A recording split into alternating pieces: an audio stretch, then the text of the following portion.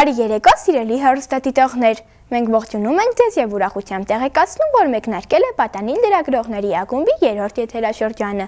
Մեր Պատանիլ լրագրողների շարքերը համալրվել եւ շարունակում են համալրվել նոր անդամներով, այնպես որ նոր անդամներ, նոր գաղափարներ եւ նոր մոտեցումներ։ Հետևեք մեզ ինչպես Գեղամա եթերում, այնպես էլ Գեղարեգի YouTube-յան ալիքում։ Հիշեցնենք, որ Պատանիլ լրագրողների ակումբը հիմնադրվել է 2013 թվականին World Vision Հայաստան Գավառի տարածքային զարգացման ծրագրի նախաձեռնությամբ, Քյավառ հեռուստաընկերության եւ Գեղարեգ կրթամշակութային հասարակական կազմակերպության աջակցությամբ։ Դե ինչ, շարժվենք առաջ եւ տեսնենք ինչ կա չկա։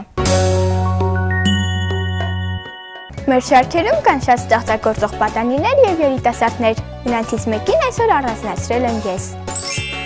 Սելֆի 2013-ի տարվա բառը հայտնվել է Օքսֆորդի բառարանում։ Սելֆիի հետքերով գնացել է Անահիտ Շահինյանը։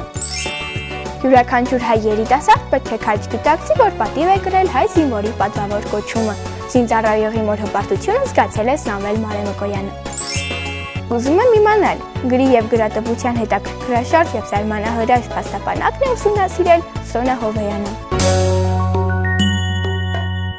Եվ այսպես, մենք եթերում ենք եւ թերթում ենք մեր այսօրվա տեսադարանը։ Մեր ընկերուհի Անահիտ Շահինյանը մեկն է մեր տարածաշրջանի պատանի ստեղծագործողներից, ում համար գրելը դարձել է իր աշխարհի հույզերն ու ապրումները արտահայտելու միջոց։ Նա ստեղծագործում է ամենատարբեր թեմաներով՝ հայրենիք, մայր, զինվոր եւ կարոտ։ Անահիտի ստեղծագործական աշխարհին ծանոթացել եմ ես։ Անահիտ Շահինյանը 16 տարեկան է, ստեղծագործել սկսել է 10 տարեկանից։ Առաջին բանաստեղծության ներշնչանքի աղբյուրը հարազատների նկատմամբ կարոտն էր։ Այնուհետև նրա ստեղծագործությունների թեմատիկ ցանկը ավելի հարստացավ։ Առաջին բանաստեղծությունս օտարություն վերնագիրն էր գրում, որը ավելի շուտ ակրոստիկոս էր։ Ստեղծագործական կյանքիս առաջին 3 տարիները հիմնականում եղել են բանդխտության թեմայով, այնուհետև սկսեցին թեմաներս ավելի ընդլայնվել։ Անահիտը ստեղծագործում է հայրենիքի եւ հայրենիքը պաշտպանող զինվորների մասին։ Նա բանաստեղծությունների շարք է նվիրել նաև նորօրյա հերոսներին։ Առավել հատկանշական եմ համարում իմ հայ հերոսներ բանաստեղծությունը, որը նվիրվում էր բոլոր որդեկորույս մայրերին, հանձինս Արմեն Հովանիսյանի ծնողին, Ազատ Ասոյանի, Արարատ Խանոյանի, վերջերս զոհված Վարդան Մկրտչյանի։ Հերոս ծնվեցիք, հերոս մեծացաք, ձեր արյան գնով դուք անմահացաք, թողեցիք լուր, հեռացաք, ձեր ծնողի, հայրենիքի սրտում կարոտ դարձաք, հերոս ծնվեցիք, հերոս մեծացաք, ափսոս որ ջահել կյանքից հեռացաք։ Հայ բանաստեղծներից Անահիտը առանձնացրեց Պարուր Սևակին եւ խոստովանեց, որ ձգտում է նմանվել նրան։ Անգամ իր բանաստեղծությունների մեջ կան տողեր, որոնք կրում են սիրելի բանաստեղծի ազդեցությունը։ Ստեղծագործող անհատ եմ եւ ձգտում եմ որոշ չափով նմանվել Սևակին, որովհետեւ ունենալ Սևակյան տողեր դա նշանակում է կյանքի լավագույն պարգև դարձնել ստեղծագործությունը եւ դրանով առաջ քայլել։ Իր բանաստեղծությունները ավելի հայտնի դարձնելու նպատակով Անահիտը հաճախ է օգտվում տարբեր սոցիալական կայքերից։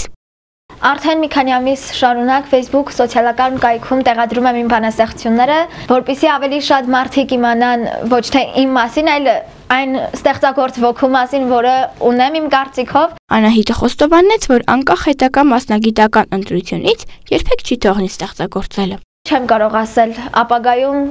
դա բանաստեղծություն գրելը կլինի իմ զբաղմունքը, թե կլինի մասնագիտությունը, դա հաստատ չեմ կարող ասել, բայց ապագա իրավաբան եմ։ Հարազատ համարելով նաև Գեղարեգին, երկրորդ տարեդարձի կապակցությամբ կազմակերպության է նվիրել մի բանաստեղծություն։ Ահա անցավ 2 տարի, ու Գեղարեգը մեր բարի ծրագրերով իր անսահման դարձավ շատերիս օգնական։ Իրականացրեց դասընթացներ, կազմակերպեց բազում խաղեր։ Իր շնորհիվ ձեռք բերեցինք լավ ընկերներ, որոնք դարձան մեր մտքերին բարեկամներ։ Ցանկանում եմ հավերժ լինես, նոր մտքերով փայլատակես, այսօր 2, վաղը 100 տարի տոնես։ Գրետա Խանդենյան, Սարգիս Ալավերդյան, ինչ կա չկա։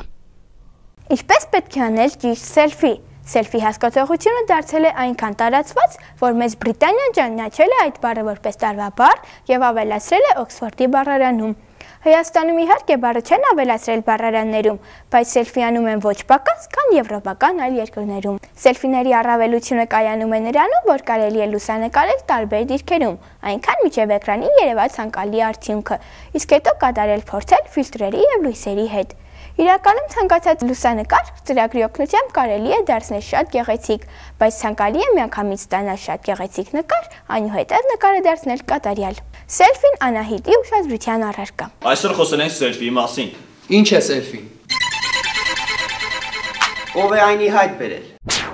Աղջիկներ, ինչ է սելֆին։ Հիմա կբարձենք։ Սելֆին նորահայտ եզրույթ է, որ նշանակում է հայելու դիմաց արված ինքնալուսանկար։ Սելֆի տերմինը ճանաչում ձեռք բերեց 2000-ական թվականներին լուսանկարչական սարքերի զարգացմանը զուգահեռ։ Սակայն աշխարհում առաջին սելֆին արվել է 1900 թվականին Kodak լուսանկարչական սարքով անհայտ կնոջ կողմից։ Հաջորդ շատ տարածված ինքնալուսանկարը, որ հասել է մեզ, արվել է 1913 թվականին ռուս վերջին կայսր Նիկոլայ Ռոմանովի դստեր Անաստասիայի կողմից Kodak Brown-ի լուսանկարչական խցիկով։ 1914 թվականի հոկտեմբերի 28-ին հորը ուղարկած գրության մեջ նա նշում է. «Ես նկարեցի ինքս ինձ, նայելով հայելու մեջ։ Դա շատ դժվար էր, որովհետև ձեռքերս դողում էին»։ Դրանից հետո մարդիկ սկսեցին ընդօրինակել, ինչպես ամռանը, եթե գիշեք իրենց գլխին ջուր էին լցնում, այդպես տարածվեց եւ հիմա, այսպես ասած, նորաձևություն է դարձել։ Այսօր ավելի քան 100 տարի անց սելֆիներով լի են բոլոր սոցցանցերը։ Վիճակագրության համաձայն բրիտանացիներն ամենամիս սոցցանցերում հրապարակում են 35 միլիոն ինքնալուսանկար։ Բացի դրանից, սելֆի բառը համարվել է 2013 թվականի տարվա բառ, համաձայն Օքսֆորդյան բառարանը կազմողների։ Հիմա կճշտենք, թե որն է դրա իմաստը։ Սելֆիի մեջ իմաստ չեմ տեսնում, բայց դե եթե տարածված է, բոլորն էլ անում են արդեն։ Որոշ մարդիկ համարում են, որ սելֆին ինքնասիրահարվածություն է, ժամանակի անիմաստվատնում, բայց դժվար է շղթել, որ սելֆին այսօր դարձել է նորաձևության տարր։ Ես սիրում եմ սելֆի անել, հատկապես որ տեսարժան վայրերում ենք լինում եւ դուր է գալիս ինձ սելֆի անելը։ Կոնկրետ ես ոչ բան չեմ ստանում սելֆի անելով ու այսպես ասած առիթից առիթ եմ սելֆի անում։ Եթե դու սելֆիի սիրահար ես եւ առիթը բաց չես թողնում քեզ եւ քո շրջապատը սելֆի անելու, ապա վստահ ենք, որ այս խորհուրդները քեզ օգտակար կլինեն։ Եթե դու խոսում ես այն պահին, երբ սեղմում են տեսախցիկի կոճակը, դու հարբած տեսք կունենաս։ Տեսախցիկը տուր ամենաերկար ձեռքեր ունեցողին։ Ցույց տվեք ձեր լավագույն կողմը։ Արեք մի քանի փորձնական կադրեր, բարձելու որն է ձեր լավագույն կողմը եւ որ կողմից եք դուք առավել ֆոտոգենիկ՝ աջ թե ձախ։ Հետևեք ձեռքերին, սելֆին չպետք է երևա որպես սելֆի, բարձված ձեռքը կամ կադրում երևացող մանները լուրջ չեն։ Մի լուսանկարեք ձեզ հայելու մեջ լուսարձակով։ Նման լուսանկարները միշտ ոչ գեղեցիկ են նայվում, լույսը, որ երևում է կադրում, փչացնում է ամբողջ լուսանկարը։ Անահիտ Շահինյան, Վարդգես Խաչատրյան, ինչ կա չկա։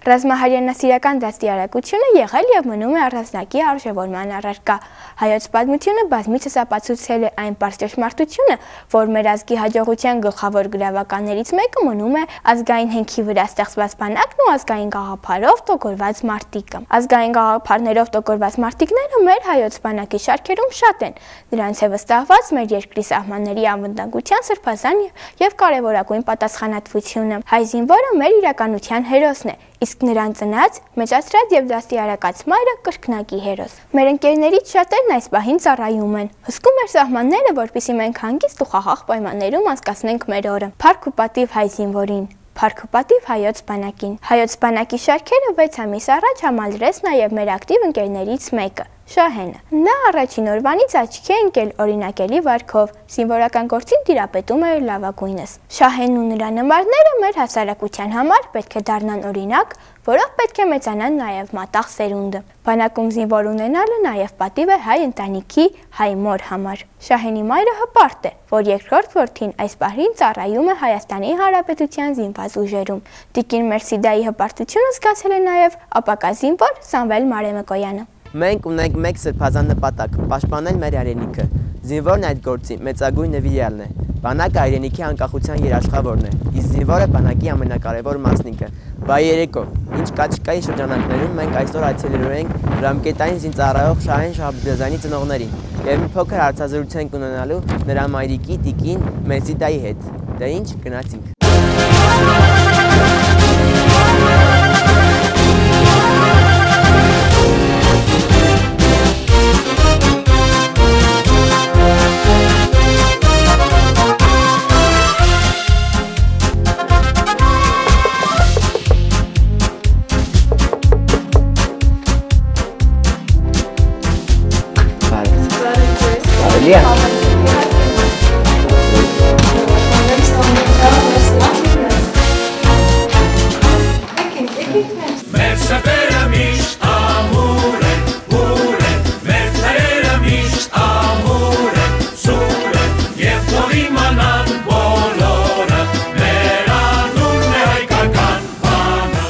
Ինչպես է ձեր տրամադրությունը։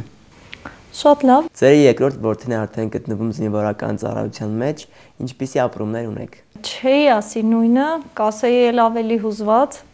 քանի որ երբ առաջինին ես զորամաս ուղարկում, չես հասկանում բանակի կարևորությունը, մի տեսակ սպասումներով, վախով, հետո մի փոքր ուրախություններով, բայց արդեն որ երկրորդ որդուդ ես ուղարկում, արդեն հայոց բանակի մասին մեծ պատկերացումներ ունես, հույսով, հավատով, մի տեսակ ավելի ապահովված ես զգում, որ ունես որդիներ, որոնք այսօր հայրենիքն են պաշտպանում, ընտանիքը, ընկերներին, բարեկամներին։ Ձեր որդին Շահերն արդեն 6 ամիս է ծառայում է բանակում, երբ լրացավ նրա 18 տարին եւ նա զորակաչվեց բանակ։ Ինչ զգացողություններ ունեիք եւ ինչպես ճանապարհեցիք նրան բանակ։ Նախ անակնկալ էր Շահենի զորակոչվելը, որովհետեւ ընդունելության քննությունները երբ տվեց, սպասում ենք, որ անվճար պիտի ընդունվեր, պատրաստված չէինք, բայց ամեն դեպքում սպասում ենք, որ գնալու է։ Այնպես չէր էլի, որ պիտի չծառայեր ինքը, բայց երբ արդեն քննություններից պարզվեց, որ ինքը վճարովի տեղն է ապահովվել, անվճարը չի հասցրել, միանգամից պատրաստվեցինք, անակնկալ էր, բոլորս մի տեսակ այսպես անակնկալի եկած, շատ չհուզվեցինք, շատ չտխրեցինք, այնպես շատ երկար չէինք սպասել այդ արարողությանը, ուղարկեցինք, բայց ճիշտն ասած մի տեսակ սենց ամեն համոզված եմ, որ ցանկացած մոր համար սրտի մի փոքրիկ անկյունում, պես դատարկություն, քանի որ Շահենի հետ ավելի շատ կապնված ենք, կամ փոքր նաև ոնց որ ծնողի համար միշտ փոքրը մնում է փոքր, ամեն մի անկյունում իր շունչը, իր հոգին, իր աշխուժությունը կա, ուստի մի փոքր հուզված էի, բայց հպարտ էի։ Մի տեսակ մայրական հպարտությունն է իմ մեջ, խոսում չգիտեմ ինչու, բայց այնուամենայնիվ հպարտ եմ, որ զինվորի մայր եմ։ Այս ընթացքում ինչպիսի որակներ է ձեռք բերել Շահենը։ Անցած օրը երբ հանդիպեցինք, մի փոքր ավելի կարծես թե լուրջ էր, ամեն ինչին ավելի այսպես ուրիշ հայացքներով էր նայում, ճիշտ է, էլի ինքը տարբերվում էր իր հասակակիցների մեջ, չեմ կարող ասել լավ վատ կողմերով, այնուամենայնիվ տարբերվել է միշտ հասակակիցներից, բայց լինելով զինվոր միշտ գոհ էր, այսպես ասած, ինձ դա ուրախացրեց, որ ցանկացած հարցից, եթե հարցնում եմ զորամասի սնունդը, վարվելաձևը, պահվածքը, ծառայությունը, ինքը միշտ պատրաստ, միշտ գոհ, միշտ ուրախ։ Երևի շատ լավ որակներ ձեռք կբերի, հուսով եմ հայոց բանակը տղային տղամարդ է դարձնում, ուղարկում ծնողներին։ Ուղղակի միայն խաղաղություն լինի, խաղաղ պայմաններում ծառայեն մեր զինվորները, մենակ դա կասեի։ Ինձ հետաքրքրում է որպես զինվորի մայր, արդյոք կարևորում եք, որ տղաները պետք է ծառայեն բանակում։ Իմ խորհուրդը բոլոր հայ մայրերին։ Զինվորը պետք է այսօր մեզ նախ առաջինը մայրերին, երկրորդը ընտանիքին, երրորդը մեր սահմաններին։ Բոլոր մայրերն էլ ցանկանում են, որ իրենց որդիներն իրանց կողքին լինեն, բայց մեր օրվա խաղաղության, խաղաղ երկնքի, խաղաղ գիշերի, անուն խաղաղ ապագայի։ Ուստի կոչ եմ անում բոլորին։ Երբեք չլացեք զինվորի համար։ Ճիշտ է, հիմա մի քիչ հուզված եմ, բայց խորհուրդ կտամ երբեք չլացել, միշտ հպարտ լինեն ու պատիվ ունենան հայոց բանակի շարքերում ծառայող երեխաներ ունենալու համար։ Ես այսօր հպարտ եմ նախ առաջինը, որ մեծ որդիս Ղարաբաղում է ծառայել, սահման է հսկել։ Ճիշտ է, հիմա Շահենը Արարատում է, Ղարաբաղում չի, բայց դարձյալ հպարտ եմ, որպես զինվորի մայր, շատ հպարտ եմ։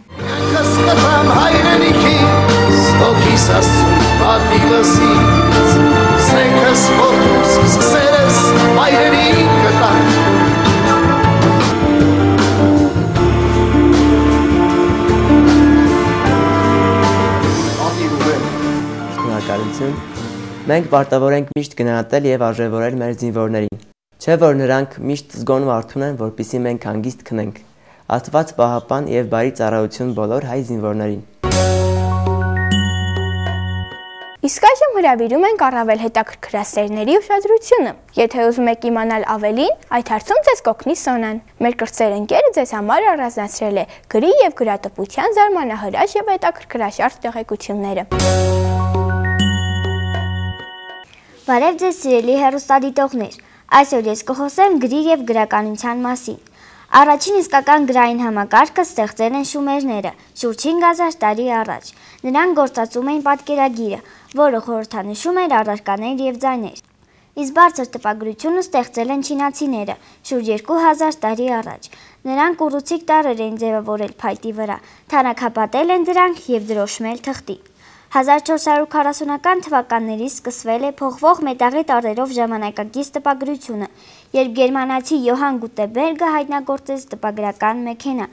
1900-ական թվականներին ի հայտ է գալիս առաջին գրամեքենան, իսկ առաջին գրամեքենան վաճառքի է հանվում 1874 թվականին։ Շարունակենք ծանոթանալ գրի եւ գրականության մասին հետաքրքիր փաստերին։ Բոլորիս կողմից ամենօրյա օգտագործվող գնդիկավոր գրիչը ստեղծել է լրագրող Լադիսլաո Բիրոն, իսկ մատիտը ստեղծվել է 1795 թվականին։ Մատիտի միջուկը պատրաստված է գրաֆիտի եւ կավի խառնուրդից։ Ահա այսքանն ենք առանձնացրել մեր զարմանահրաշ եւ հետաքրքրաշարժ փաստաբանակից։ Ձեզ հետ Սոնաներ, կհանդիպենք։ Ահա եւ վերջ։ Ինչ կա չկա, այսօրվա համար էլ բան չկա։ Այսօրվա համար այսքանը։ Մենք ձեզ հրաժեշտ ենք տալիս, կհանդիպենք։